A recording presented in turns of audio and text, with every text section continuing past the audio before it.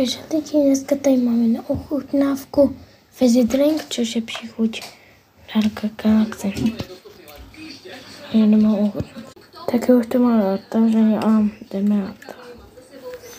Je to takovouhle barvu.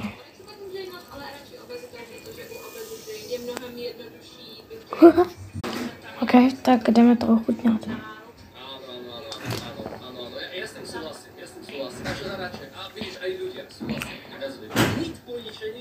Cítím tam cukr.